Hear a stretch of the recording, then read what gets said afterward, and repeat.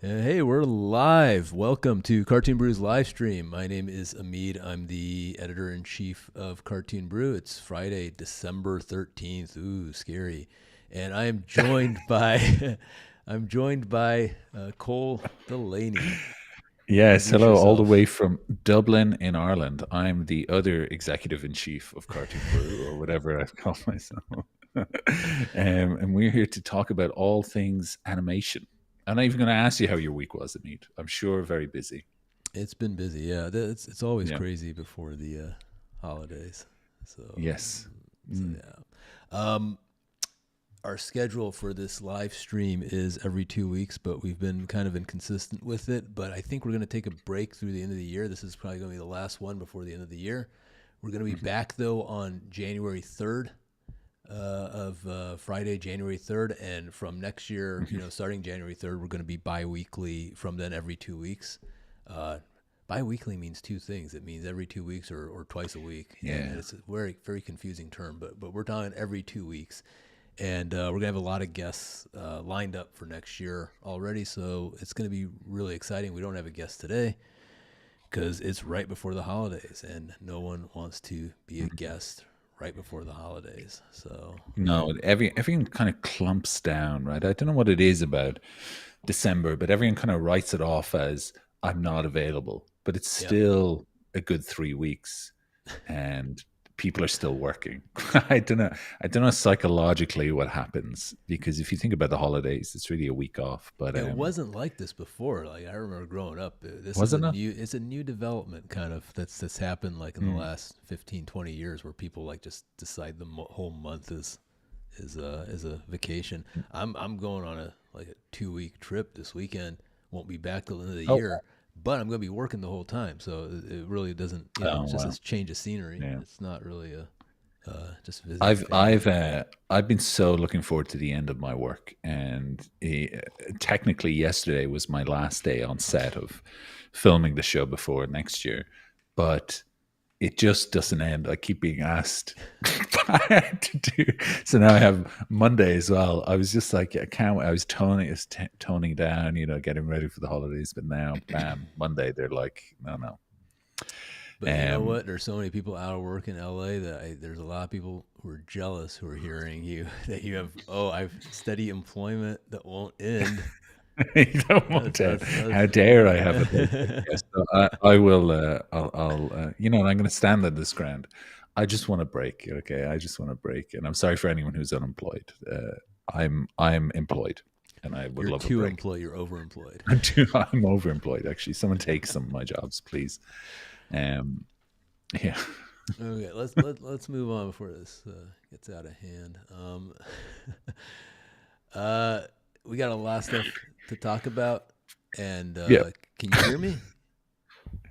I can. Can Yes. you Yeah, hear? you're Okay, good. I had a sign that said air muted. Can everyone hear me? I don't know. Yeah. Well, Yeah, I can hear you. Okay. Yeah. so want to talk a little bit about things that we've published on the site recently. One of the features that we've put up that's been done by Kevin Giroux this year, one of our great contributors, is a look at the 2025 Oscar shorts. And we did this last year as well. It's a way that we can profile the shorts that are competing for the Oscar shortlist and eventual nomination. There's something about I want to say there's something like just under 90 films that are in contention, and we've covered about 40% of Wow. them. We've covered about 35 Yeah. films individually, which is obviously not all of them, but it's more than any other animation media site has covered. We've really kind of put a profile on these films individually, which is something that we want to do because we want to give as much attention to these films that otherwise are not receiving attention elsewhere. Now, today is the voting deadline for the Academy for the shortlist, and that means that sometime next week, I think it's on Tuesday. I want to say I'm not exactly sure, but it's sometime next week. We're going to get the 15 film shortlist. So all these films, these Mhm. 90 some odd films, will be cut down to 15, and that's when it gets kind of interesting. But if you haven't seen this series, I highly recommend it. We asked the filmmakers some questions about how they made their film, and we kind of shed some light on it. It's a very specific format to keep it as fair as possible, and it's I just love this series because I love animated shorts, and like La Pera is an amazing film. You know, so many good films, and Granny Would Dance, The Family Portrait, just really good stuff. So please check that out if you haven't seen that. Another piece that we published this week that I think is quite interesting is this piece on Pixar's new animated series, Dream Productions. Now, the reason this piece is so interesting is because you hear things said in it that you usually don't hear in these type of interviews about a new show. And the reason for that is because the person in the piece, Bill Wise, who was a 30-year veteran of the studio, was laid off in July, so he doesn't work at the studio anymore. And we didn't even interview him. This is a talk that he gave at the Fredrikstad Animation Festival in October. So this was a public talk that he gave, and we attended that talk. And this is a report of what he said at the talk. So it's him just being very honest and personal about his experience making this. And it's one of the most fascinating pieces about internal kind of creative processes at Pixar that are rarely ever discussed. Because the thing that fascinates me about, and I'm just going to stop it right after this, but the thing that fascinates me about animation is process and how do you get to the finished result. And very rarely when we do interviews do people feel comfortable talking about that in an honest way. So this is one of the few times where it happened, and it's just a fluke that we happened to be at this event that he was speaking at. It's a really cool piece. I can't stress to people they should check it out. Well, I have just two thoughts before we kind of shift on this. So this is coming out before Win or Lose, right? Yeah, wasn't Win or Lose touted to be the first? It absolutely was. Yeah. Yeah. And what's going on there? I'm not. Maybe it's the first original series. I don't know. I don't remember how they touted it, but they definitely kind of mixed up the order a little bit. Yeah, because I've been waiting for Win or Lose. I talked to them 2 years ago at Annecy, and they'd pretty much finished it. So I'm not sure what's going on in terms of a release, if they're worried about something or trying to schedule it right. I really don't know. I actually have no idea why something like that seems to have. I think it's finally being given a release date. Yeah. No, but I think it already has one set. But maybe you can check on that. I don't know if anyone listening knows. Yeah, it's going to come out soon. It will come out for sure, but I wonder why the delay, why so long? I'd be really curious about that. And the second thing is, it is hard to get process out of people when you're talking in the, what would I call it? The promotion part, right? The promotion era of a film coming out, because they just want to celebrate the work, right? They're not going to go into the nitty-gritty details. Whereas my favorite interviews are always ones that come much later. Like we did a great interview with Dean Desbois and Chris Sanders about the 20th anniversary of Lilo and Stitch. And they laid out all the gunk. That was what they remembered. They just laid it all out. Whereas if you were to ask them, well, we also had an interview with Chris Sanders about the Wall robot. No gunk laid out there. All lovely processes, So it is unfortunate. I much prefer to catch people when they're not promoting something about the honesty of their process, because it's hard for them as well. There's a PR person sitting right there. They've got certain things that they should be saying. They're trying to promote their work, but ultimately, I think deep, honest answers about process is far more interesting. Like you're saying about this article here. If you see the junket interviews with celebrities when they're on the junket, animation has the same thing. They do junkets as well. They're not celebrities, obviously, but they invite 30 journalists or so to come to these events, and I occasionally will have a writer. One of my writers will go to one. I personally have never been to a junket because I find the whole thing I know it's part of the game, but I find it really um, useless in terms of Yeah. what people, because they're at that point they've practiced what they're going to say. One of my favorite interviews was when we interviewed Bob Persichetti about the first Spider-Verse film that came out. Hmm. And that interview was done in a few months before the film came out. It was before any junket had started. They were still Hmm. deep into production, and I remember I went over to Sony, and I was sitting down with him in his office, and it was he was having lunch delivered to his office, and there were people rushing in and out because they were in the last stages of finishing up the Hmm. film, but they hadn't had time yet to like practice what they were going to say, and it's a very interesting interview because of that. And that's when you Hmm. got to catch people. You got to catch them either when they're in the act of production or like you say, well after the fact that they've had time to process and digest everything that happened. This is really insidery stuff, but it's just like these are considerations that exist when you're covering animation that I think a lot of people out there just don't even consider or think about. All the effort that we have to put in to give you something useful Hmm. that's not Yeah. just the Yeah. same junk that everyone else is publishing Yeah. out there. It's not just a porcelain smile and a nice pat on the back. You're Yeah. trying to actually find out what's behind the thoughts and the minds that come into it. And I do think animation is slightly different, where people do want to be honest, but they're still playing a bit of a game, right? They're still mixed into what, like you said, they've had that training. Whereas Mm. if you, they're aware of what they shouldn't say, if that makes sense. And a lot of it's not even training; it's just fear, right? One of my favorite things is like when people I know who like go to Pixar, like they like Mm. instantly like like they become a different person. It's like their brain gets like Mm. kind of taken out, and then when they leave the studio, they become normal again, and you can talk to them like a normal human being, right? But that's not studio's not telling you that, right? That's just Yeah, you yeah. yourself living in fear of Mhm. saying something wrong to the wrong person, right? And Yeah, yeah, that kind of environment is so toxic, and I don't know why yeah. you would ever want to work at a place like that. So Mhm. but again, Yes, I don't know that's what you mean, Amit. You're so right. I completely agree. very good, very good. You live to see another Yeah. live stream.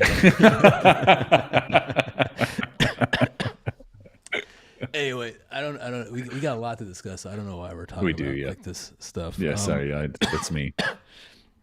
Let's go Please on. continue to employ me. Yeah. All right, Lord of the Rings. Okay. How are we looking? So we Lord of got. the Rings. Have you seen it yet? Have you? I haven't seen it. I Yeah, don't okay. think you could. I don't think you could get me to see Okay. this one. I try to see everything, but some stuff is just so niche, and that is the problem with this film. It Mm. is too niche. It comes out today. Warner Brothers Mhm. basically kind of pulled advertising for this film, and you can always tell how a film's going to do with how the studio's treating it. They did Yeah. not. This is first of all kind of pre this whole new idea that Zaslav had of how they were going to do things. This film and pre new management. So this is an old film that was kind of dumped from the previous regime that was there.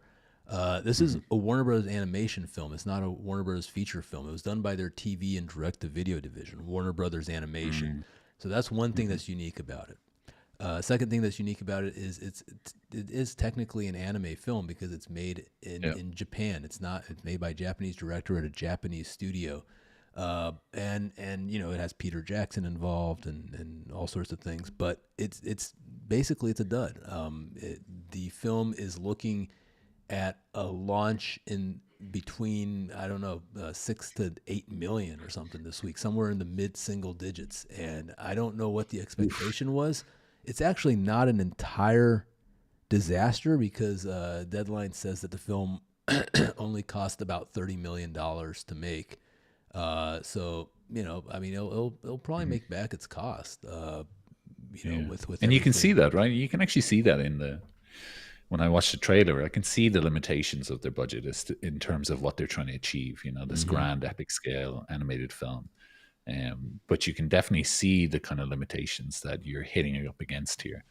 especially in those kind of more epic fight stages, the bigger ones of like trying to fly cameras around. And yeah, I'd be really curious. Listen, I love Lord of the Rings. You know, it's one of my favorite things ever. A Lord of the Rings anime was not something I was ever expecting to see. But there, like, you can kind of see the limitations of it there. You know, you just see things kind of sliding around and moving in 3D environments, and God bless them. You know, It's this par for I'd the I'd course. I'd watch it. It's par for the Yeah. course for anime. I mean, you see a ton of other things Mhm. that look like this. I think the problem is this is very kind of, it's a type of anime that's very niche. It's not Mhm. the style is kind of, aggressively unesthetic, and that's fine. That's Mhm. a type of anime that exists, but it's not for the mass audiences. And that's why I think this Mhm. film is interesting. It's opening kind of in the range of where a lot of Crunchyroll specialty Yes. releases are opening. The Crunchyroll has been getting $4 to $8 million for a lot of their launches. Demon Slayer Mhm. has been more than that. Dragon Ball has been more than that. So it's actually a niche anime release by Warner Brothers, and Yeah. I don't think that was. I don't know if that was their expectation. I think they were thinking, oh, well, Lord of the Rings, this is going to be like a Mhm. 30-40 million dollar opening. It's a big franchise, and certainly the result though, because of the way it looks, is not a mass audience film, and um Yeah. and No. and not Totally. not not helping it either is not that anyone uh not that anyone really cares for reviews anyway, because Moana 2 had, Moana 2 is like at 61, 62%, and it's a huge hit. So not that reviews mean anything, but the film's kind of, not well reviewed either, 52%. Mm. So Mhm. That's the critical reviews, right? The those are the, yeah. 52%. So what are the fans saying? 85, but only 100 verified rating. I mean, that's it's too early really to have any fan. Mhm. You need at least 5,000 or so fan reviews before you can Mm. get any sense on that. So, Mhm. so yeah, but this was one of the two big releases, or it was expected to be one of the two big animation releases of December. The other one's Mufasa, which is coming up in a couple weeks, and that's Yeah. Disney's sequel to The Lion King. But this was the other one that everyone was kind of like, is this film, is it going to be good? And no one knew. And certainly, I don't think a 2 hour and 15 minute running time helps. So that's I just saw that there. That's really put a chill up my spine. Now, I love a good long epic, yeah, and I always harp two on hours about 10 minutes. epic animation. You know, as in it's something I wish to see more of. What does an epic mean? You know, something in the lines of Lord of the Rings or a David Lean feature. You know, just a big broad epic like Prince of Egypt. But I don't. No, I can't see it in the trailer. But I would like to. It has. I'd like to see something like that, but this kind of feels more in the line of. Do you ever watch Prince of the Sun? It was like Isao Takahata's first feature film. We call it, or the Little Norse Prince, or anything. Yes, yeah, I know yeah. that's It's from gonna. this. It, Is that yeah, it's Takahata? from the. Yeah, that's Takahata. It Yeah. was his first film, and it did so badly he was demoted as a director. But it has that feel to it, like these kind of Norse stories of trying to traverse it. Just I don't know why my brain's connecting the two together, but I just have that feeling about it. And that was, even though it's a fine film, it's still hard to get through. You know. Yeah. Well, we'll see. I mean, again, it's a We'll see how it goes. interesting Yeah. it's interesting experiment, but I think Mhm. they're not going to do it again. So Yeah. you Or got to yeah. leave the U.S. studios have been trying to get into anime for the longest time, and the only studio that's figured it out is Sony, which is a Japanese company, ironically. So Yeah. they got Crunchyroll, and they're moving forward, but the Yeah. U.S. studios just can't. They haven't figured out how to Mhm. put anime out And there in the same way. yeah, and Sony has so many arms as well. Like, really and truly, it's got just so many things. I mean, it's got its whole gaming studios as well, and Hmm. so they're just Sony are unbeatable almost if you look at it that way.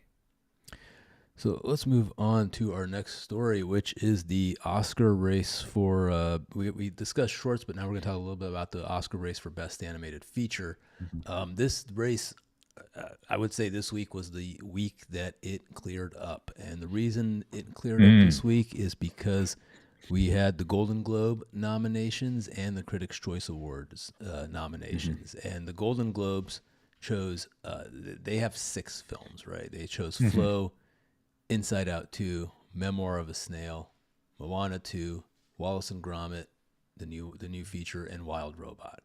And then you had the Critics' Choice Awards, and they chose the exact same lineup of films minus Moana 2 because they only have 5 slots. Mhm. And so it's it's kind of cleared up quite a bit that the 5 films that they chose are these ones on the screen here minus Moana 2. That's the odd one out right now. But Mhm. rarely have we ever had this kind of agreement between the Golden Globes and the Critics' Choice Awards, and so that really Mhm. kind of presents an uphill battle for the remaining films that are in contention. Now, I want to point out something interesting that happened in 2022 when we had the Golden Globes and the Critics' Choice Awards. They chose 4 of the same films for the nominations, which was Mhm. Pinocchio, Marcel, Puss in Boots, and Turning Red. And then you had, let me see, yeah, the Critics' Choice. Then for their 5th choice, they chose Wendell and Wild, and the Golden Globes chose Masaki Yuasa's Inuo. And so Yeah. there was some question on that 5th slot, and then the Academy chose the Sea Beast, right? So there Mhm. was 3 different choices for that 5th slot, and but the 4 films that the Golden Globes and the Critics' Choice chose were also nominated that year.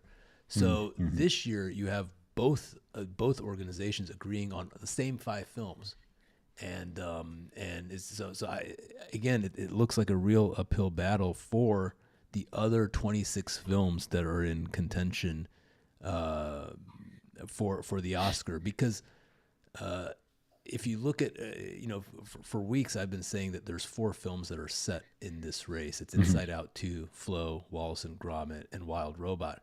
For me, the 5th Mhm. slot was always open because I didn't think Memoir of a Snail was that strong of a film. And now that both of these organizations have chosen that, that kind of does close that door a little bit. But I Mhm. still think there's a chance that the Academy will not go for Memoir of a Snail, and the reason is because the craft in that, the Academy does look at craft as one component of judging a film, and that film has, the craft is fairly primitive. Craft is not it's not important to the story. I mean, it serves the story well, but it may not be an Mhm. Oscar film for that reason. And so that does open the door for a lot for that 5th slot, and I don't know the list who on this list though.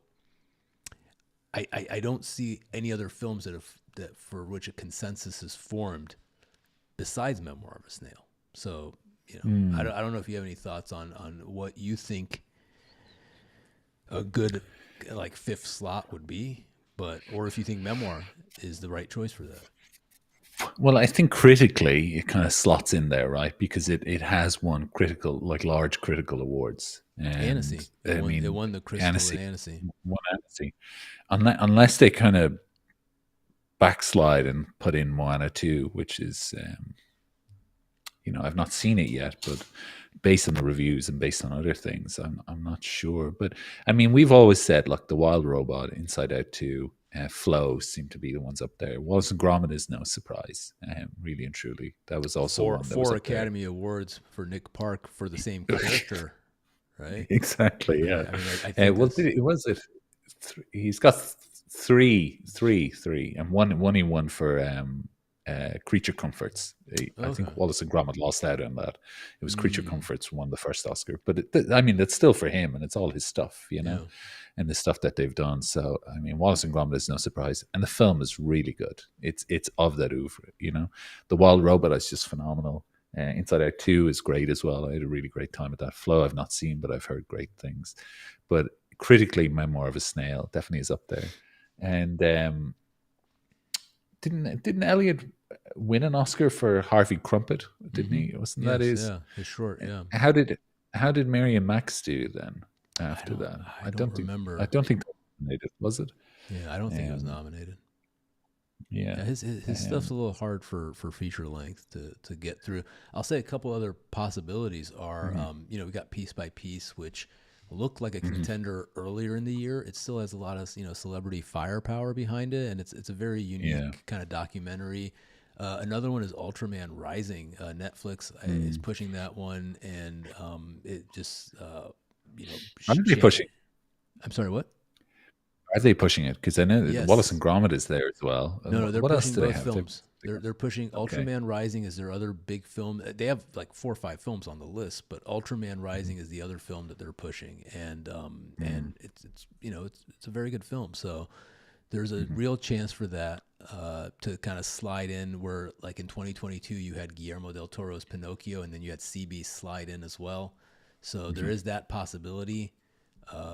Moana 2, of course, like you said, just in terms of a Just family recognizability. film. Yeah, Disney and Disney tend to traditionally hold slots as well, right? That was always the way it seemed to be. Until about 2-3 years ago, that was the case. It would have been, we wouldn't even be having this discussion 3 years ago, because it was always a second Disney film. You had like Raya, and you had always some kind of B Disney film getting that second slot in there, some Disney or Pixar film.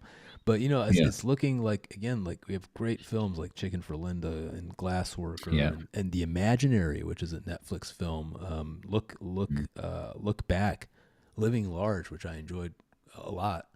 I think Kensuke's Kingdom. Wow, I mean it's a really good year, but it's in terms of Oscar. I don't think a lot of them have the firepower that.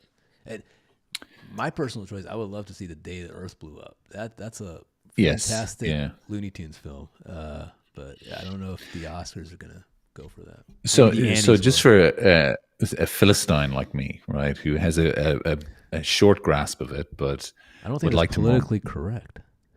Okay, well, I was reading the Bible recently, and it's stuck in my head.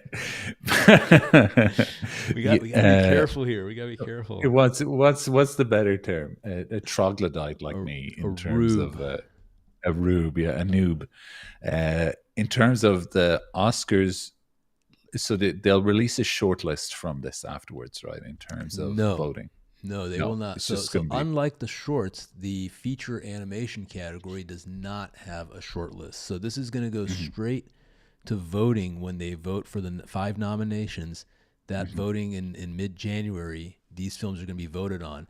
Now, obviously, no one can watch 31 films, right? Like no one has time for that. So what they do is if you sign up to be part of the voting for the feature animation, they divide you into groups, and I think there's 3 groups, and they assign each person like 10 or 11 films to watch. Okay. And then they vote on that, and then somehow, they do the calculations and they come up with a nominee. But it's actually a little bit funny because the ultimate nominations are not based on anyone who has seen all the films. And so take that for what it's worth. So there's a chance that people who are voting, they wouldn't have seen The Wild Robot. They could have been slapped in a category with Chicken for Linda, Flow, The Imaginary, Living Large, stuff like that, right? Exactly. And so it's that's still, again, it kind of works out because there's a lot. And can they only vote for the ones that they've seen, or is the full list released to them? Oh, that's actually a good question. No, I think what happens is they rank the films, and then they do the voting separately. I think I could be that's actually a really good question that I need to check with someone about that. Yeah. Because otherwise they can just go to the cinema and watch, whatever they want, and then vote for that. Yeah. So it's kind of a pointless thing to release a bank of 10 films, really, isn't it? But I'd be curious. Sorry, I'm gonna get an answer on that for the next one, because that you brought up a really good point, and I mean they can vote for anything they want. I believe that what happens is that they're ranking the films. No, that doesn't make sense either. I'm gonna check on that. I lost your.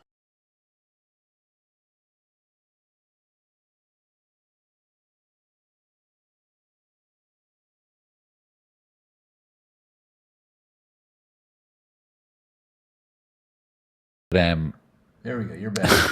We yeah, lost hello. you for a second. So you've switched your audio there, I think.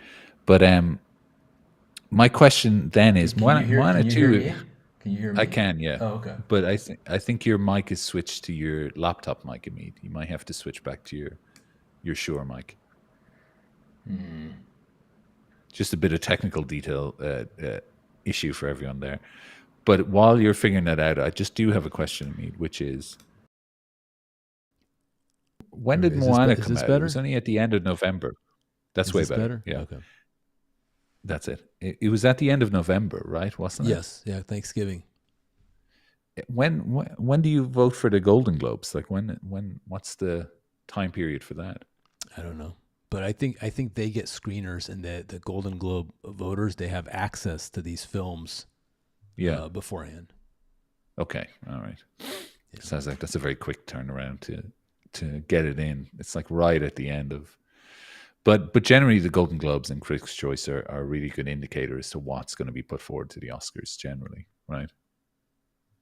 Yeah, I mean it's looking like a set list, and it's actually getting a little boring because you don't want these groups to agree with each other, right? I mean that takes all the fun out of it, because the reason is, in live action there's so many other awards that are out there, but for animated feature there's not that many major awards. So when you have two major organizations agreeing in the same week on the same lineup, it does kind of make the race a little more clear. And of course the Annies are going to do their thing, because they have the feature film category, and then they have the indie feature film category. So a lot of these films still have the potential to get recognized at the Annies as well, at least with the nomination. So so there's 10 slots there, and that's a world-renowned award. The do you think they'll ever notice another one of these questions? Would it be worthwhile considering then if performance-based nominations through animation as well, like Best Actor, you could have someone who voiced an animated character involved in that, might bring more credence to the animation world if they're included in those other categories as well, rather than just being siloed to, oh, you made an animated film, here's your one chance at an award, or music. Yeah, that's the dream. That's the dream. It's not going to happen, but it'd be nice if it did. Not. I certainly think Lupita Nyong'o on I don't know if I said her name right, but on The Wild Robot, did, yeah. I mean, she deserves some kind of an acting nomination. That's one of the best voice performances I've heard. I mean, she'll obviously get nominated for Annie, probably win the Annie, but she certainly deserves like more mainstream. But they're just not going to do that. So. Yeah, unfortunate, isn't it? Yeah, but anyways, I think that's all we can say about that for this moment. We want to move on now to the final topic of the day, which is the Animation Guild, the new contract for animation workers. We're going to have a story on this early next week, so I'm not going to get too deep into it. But basically what's going on is that the studios and the union came to some kind of a tentative agreement, and they've sent this out now to the union membership to vote on. And it's been recommended by the board, the Animation Guild Executive Board, to vote, that they're fine with it. They're asking people to vote on it now. Now, the voting period, I believe, is this week and next week. So we're right in the middle of having the union members vote on this contract. And so they said the Animation Guild Executive Board voted to recommend the ratification of the tentative agreement. So the Animation Guild, the Executive Board, they've said, we're okay with this. And now it's up to our membership to say yes or no to this agreement. This is a 3-year agreement, so it actually will be backdated, I think, to August 1st or something, and then it's gonna run through 2027. So that's where we are at right now. And I want to point out this site. It's the tagnegotiations2024.com. And anyone can go there and they can read what the memorandum is, what they've achieved in this new agreement, and kind of get a timeline. Oh, here's the voting period. When does the voting end? It ends on the 22nd. It's great they have it's so clear, you know. It's great to have this clarity. It's a good site. They even have this kind of timeline for everything that's happened. So everything's great, except here's the thing. People are Animation Guild members are being very vocal and very unhappy with this agreement, and a lot of them are publicly going online and saying we're voting no on this agreement because it does not go far enough, and it does not protect us from AI. So today we wanted to look a little bit at what people are saying right now, just kind of get some raw reactions from people. This is Matt Braley, who created Disney's Amphibia TV series, and he's a key voice in the industry, a fantastic creator. And I don't know if you want to go through what he said, and I'll just scroll down and you can take a look. Let me come a bit closer to the screen so I can read it here. I'm voting no on this deal. The negotiations committee did an amazing job, and there were great gains for writers, color designers, sheet timers, but there is nothing here to protect us from being replaced with AI. Just my take. Okay. Under this agreement, a studio can hand a board artist an AI-generated script and expect them to board it. Okay.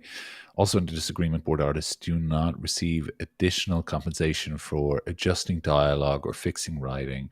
So we could be asked to fix an AI script in boards for no extra compensation. We all want the same thing, a better future for our industry. That's true. Be respectful of each other as you express your opinion on the agreement.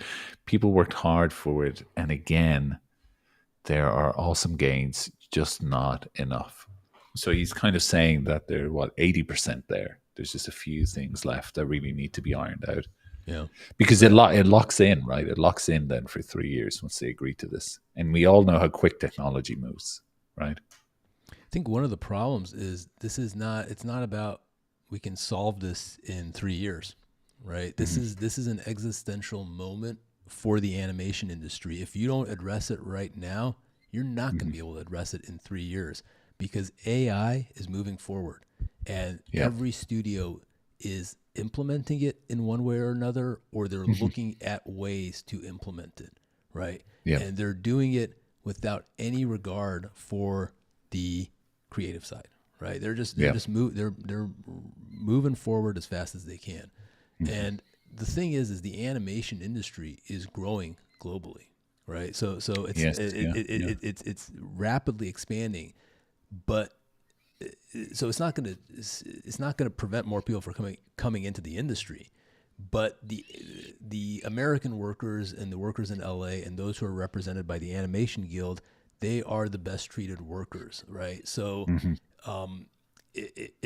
if it moves forward, it's not going to affect the growth of the animation industry. There's just going to be more low-paid jobs in other parts of the world, but the share of the American worker is going to decrease because it's going to become more and more unattractive if you have low-paid workers all over the world, and you have these kind of people here who are treated well in the U.S. They're kind of, if you don't fight for it right now, the trend is not going in your favor. Now, what's going in the favor of the American workers is that the American animation industry still puts out the most popular and the most financially successful animation in the world, right? and that's done by humans. And Yeah. that I Yeah. don't know if has been communicated to the studios that you can't get this level of quality with low paid workers and AI. And I think that's the expectation is that that's what they want. But if you don't, this is an issue where if it's not resolved in this round of negotiations, you're not going to have a chance. The industry is going to shift so greatly in the next 3 years that Yep. this is the last final moment that workers in America can make a stand to be treated fairly and to ensure some level of safety and reassurance moving into the future. That's my take on it. There's a great irony of underneath those tweets. It says "Learn AI in 30 days" on Yeah, your screen there. that's the ad. Yeah, That's yeah, the ad. It's crazy, isn't it? But it is true. I mean, AI moves so fast. The technology is going to shift so fast. Even this time last year compared to now, the industry is almost unrecognizable in terms of the shift that it's been going through. So you can only imagine how that would compound over the next 6 months and then compound again over 3 years. So it is. And I think that's a great point about consistently in the world, you know, the studios from American and LA and all the work that's been put out there have grossed the most, right? They've brought in the most popular stuff. They've had the most popular shows. Now I know it's slightly shifting and changing, but I mean, incredible work. Some of the best shows ever came out of LA, you know, really and truly. Just the creative hub and the creative design that have come out of it. Things like Avatar: The Last Airbender, you know, and Nickelodeon, just the chance to take that on someone and not just type in regurgitated fantasy world. You know, that's so deeply original. You know, the Simpsons, you know, Family Guy, South yeah, Park, you know, all you know, everything that we recognize comes out of yeah. LA. Let's move on to another comment here. This is from Kelly Lynn D'Angelo. I'll read it here. I'll give your mouth a rest.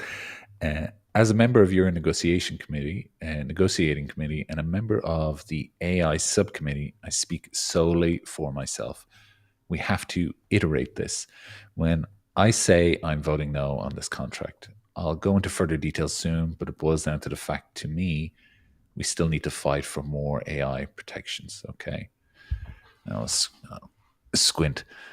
Voting no could give us the leverage we need to actually get substantial gains. Does it mean we may lose other things negotiated? Yes, but do those things trump more needs in AI, outsourcing, and staffing minimums? That's your call to make. This is a battle for our lives and livelihoods and the future of all animation. I cannot stand by what we have and say in good faith and with a full chest that our industry will resemble anything it does right now by the next negotiation. This is out of love and respect I have for all of you. I've sacrificed and volunteered hundreds of hours to try and do what I could to protect you all. It's now up to you. But no matter what, I will always be in awe of the members of the Animation Guild and what we accomplish in our work. You deserve more. You are worthy. You should be valued. So this is someone who was part of the negotiating. Of the AI subcommittee negotiating. Yeah. Right. And you know who else was part of the AI negotiating subcommittee was Mike Rianda, who was the director of Mitchell's versus the Machines. And he's come out publicly, also on social media, on Instagram, and laid out his reasons. And he said, I'm voting no too, right? And these were the people negotiating. But, you know, you can only negotiate so far if the studios aren't willing to give you anything and you have no leverage, right? And one thing that and I'm sure they have their good reasons for doing this. I certainly don't agree with it, but they did not get any kind of authorization to strike beforehand. So they had no leverage going into the negotiations because they can't do anything. Like if you say no, you know, studios can go, okay, what are you going to do? Now, what happens here in this case is if the members of the Animation Guild vote no, there might be some kind of a strike authorization vote to follow it. And then they can go back to the negotiating table with these studios and say, hey, you know, what you gave us, not enough. And if you don't actually give us something that's useful, we're going to strike, right? And so this is kind of a necessary step. I think they could have, again, I don't understand why, because the contract ended in August. There should have been some kind of a strike in August. They've been working without a contract for months. They're working on an outdated contract. So everyone, they're going to have to get back pay once the new contract is in. They're going to have to go back and get paid for all the money that they were owed on this new contract. So everyone's going to get a raise and all that. But yeah, it's you can't negotiate if you don't have any leverage. That's kind of like one of the key rules of negotiation. So I don't know what they were thinking. I'm sure there's all kinds of politics that we're not privy to. But yeah, let's move on to another comment here. So this is Parker Simmons, who is another show creator of Mau Mau, Heroes of Pure Heart. I voted no, already in there. Restricting AI to protect our interests is the existential priority right now, and this is beyond insufficient. It's nothing. Feels appropriate to say that the gains made in the current tentative agreement represent a great deal of work from many involved. My comment is strictly about the AI provisions or lack thereof. Y'all probably knew that. But I don't want to be disrespectful or dismissive.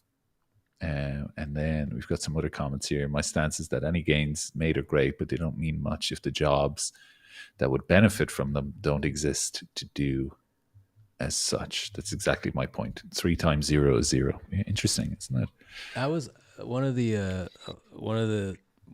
weird things that they promoted the Animation Guild as one of their wins, was that we're going to get Juneteenth off as a holiday, and it's one extra vacation day. Well, yeah, that's great, except if no one has a job, no one's going to get a vacation day, right? You don't need an extra vacation day if all your jobs are going to be gone, right? And that's exactly what part. I mean, I saw that as like, why is that even listed as a gain, right? Because that's not even an issue. One more vacation day isn't an issue right now, right? That's not even. And I'm sure the studios were like, yeah, let's give them an extra day because 50% of them aren't even going to be here in 3 years, right? So and that's it's like exactly it's like, guys, we're going to get this, going to put in an extra window in the building. It's like, but you're tearing down the building.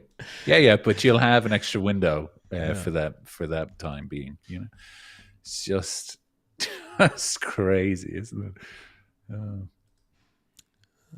It's just Siobhan with a V. Siobhan Thompson. I'm also voting. Is that no how you on say it? this. Is that an Irish name? It is an Irish name, yeah. So so you know how to say that. Notoriously difficult to pronounce. But the B, most people would say Siobhan, but you were very close there. You said Siobhan. Yeah. But it's Siobhan. Siobhan with a V. Wow. The BH should be like a V sound. That's an Irish mistake though, because you could have just put a V there. VH. We don't. Yeah, we could have, but we don't have V in the Irish alphabet, basically. Well, that's another mistake there. Listen, the British came here, okay? The British took our language, and anyways, I'm also voting no on this. Unfortunately, the protection against AI are not good enough, and the animators are at the cutting edge of AI-related job cuts. They are, yeah. That's a simple comment, but again, we're seeing where most people's problem is AI, because that is the existential crux of this negotiation. And what the studios gave turns out to be completely inadequate in terms of some kind of reassurance to the creative community that we're not out to get you. They didn't give that reassurance. They basically said, we're out to get you. And everyone's kind of going like, well, yeah. And it's interesting to say, I don't know how many people are voting yes. I don't know if this is kind of like some kind of confirmation bias where we're just looking at all the people that are saying no, and we're just kind of, we're misreading it, because that happens a lot in American politics as well. People look at social media and they're like, oh, everyone's pro-Democrat, and then Trump ends up winning, right? And so oftentimes you misread what's happening online. Maybe Yeah. 70%, 80% of the membership is voting yes, and this is the 20% that's voting no, but they're being more vocal online. We don't know. I don't know what the breakdown is. Well, what's a big tell for me is if you're going to listen to anyone, it would be the people who negotiated and who understand the details. And if they're saying that they're saying no, I mean that's pretty huge. It's not like they're going out as a united front saying, "Guys, we have a great deal. Great deal is coming in today." They're saying this is not a good deal. This is not a good deal for you guys. There's some good stuff in there, but if you say yes, you're not going to have work very soon. That's a great point. Yeah, when you have the actual negotiating committee saying no, that's something. Let's I was part of the team that helped put together the 2024 Animation Guild contract. This is Joey Clift, and when I cast my vote, I'm voting no. He doesn't say he was on the AI committee, but he was part of the negotiating committee.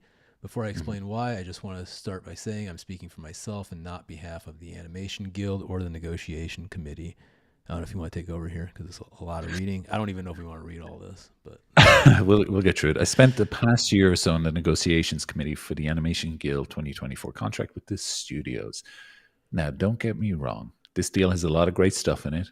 Historic craft gains, return to office protections, and other big wins that'll really help animation workers. Those are great.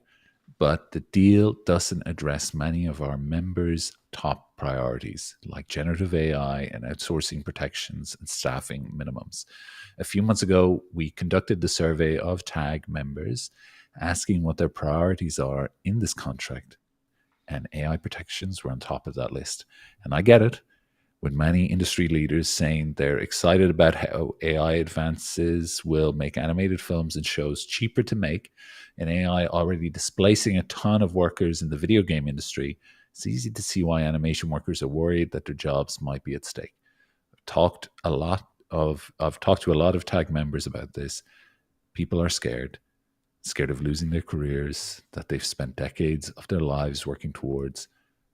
Also, a few rich people can save a few bucks. oh, There's more. I We fought tooth and nail and received a few small AI protections in this contract, but these aren't the strong, common sense AI guardrails we need to keep animation workers protected. If you're a TAG member, the first thing I want you to do is read this deal. Great advice, by the way. You can find the deal at tagnegotiations2024.com. If you don't like it, vote no. If enough TAG members vote no, it'll send us back to the table with a message from you that this deal isn't good enough. A no vote would help give us the tools to keep fighting for you. Voting opens today and ends December 22nd, which, by the way, is that's 9 days away. And what happens next is up to you. And if you're really concerned, share this with your TAG member friends and encourage them to make their own posts about this deal. Thanks for reading. Thanks for writing, Joey. Yeah. I mean, message is clear: is they want to go back to the table. The negotiating committee wants to go back to the table. That's what they're saying, and the executive board of the guild has recommended though the ratification of the vote. So they're a little bit at odds here. The people who negotiated the deal and the executive board, and I think the executive board, when they come to this tentative agreement, they have to recommend it because they actually approved the agreement. But clearly it wasn't enough for the majority of the membership. One of the things I think he mentioned in there about staffing minimums, there are no staffing minimums in there except for writers, and that represents a very small percentage of the overall membership of the Animation Guild. So that's it doesn't really help most of the people who are member of the guild. Yeah, and the way studios work there is studios are in constantly developing work, and the work then do they scale up and scale down, Amit, or is it just whoever's there is working for them, and you kind of new hires, or do they kind of scale up in sense of we've got a production coming in, we need 200 extra animators? Is that a common thing there? Yeah, maybe not 200 animators, Okay, like but 50 or something. yeah, Yeah. yeah, but certainly there is scaling up and scaling down at Mhm. studios. What happened is it used to be that a lot of studios in LA used to have core staffs that they Mhm. always kept employed, and every one of them is trying to move away from that now. Yes. Yeah. Certainly Yeah. Disney and DreamWorks, DreamWorks, like their TV division, they had a hub division that dealt with a lot of the editorial and animatics and stuff, and they were just consistent. They were employed all the time. Whatever shows came in, they were working on, and a Mhm. whole bunch of them got laid off last year. Mm. The studios, Disney nowadays, they hire up and down on a lot of the crafts, like lighting and modeling and stuff per Yes. on a Yeah. project. And this was not the case in the past. They used to have core staffs, and they would Mhm. bring people in as needed. But nowadays, they just bring in people temporarily for short term contracts, and it saves them a lot of money. And so certainly the model has changed. Every studio is trying to move away from having core staff because that costs more money than it does to hire temp and freelance people.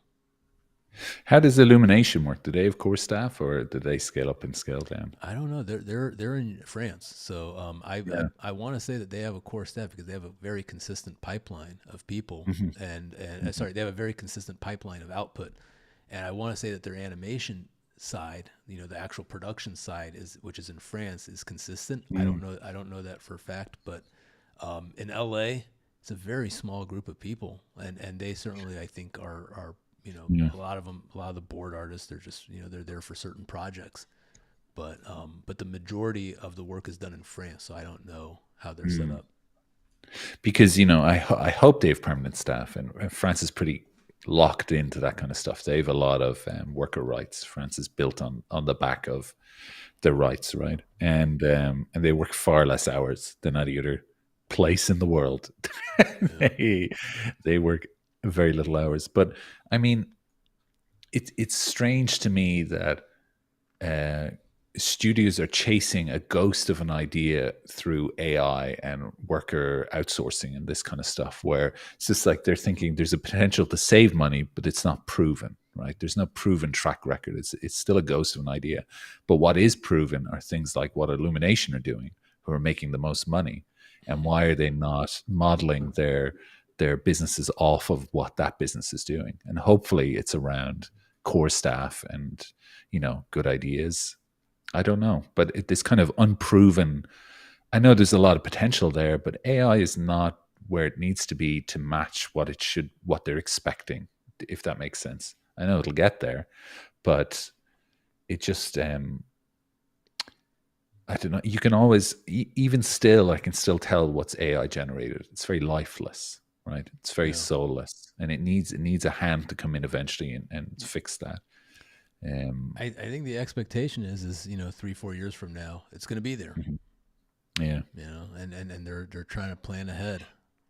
Mm. They don't want to give up anything because they know what's coming, and again, even if the production is going to be possible with AI, not the entirety of the production, but if large chunks of production will be possible with AI 3 4 years from now, doesn't mean people are Mhm. going to want to watch it though, right? Like you Exactly. said, Yeah. like there's Yeah. still maybe we do need humans, but there are Mhm. certain parts of the process where if you're still doing the story and the storyboarding with humans, and then you're doing a lot of the production with AI, Mm. I mean that's a certain possibility. We haven't seen what the results will be when AI is a bigger part of the process. In any case, Mm. this is a big issue. It's a Yeah. tough way to close out the year because there's a lot of uncertainty in the business. There's a lot of people out Mhm. of work in LA, Mm. and everyone was like, industry's going to recover in 2025.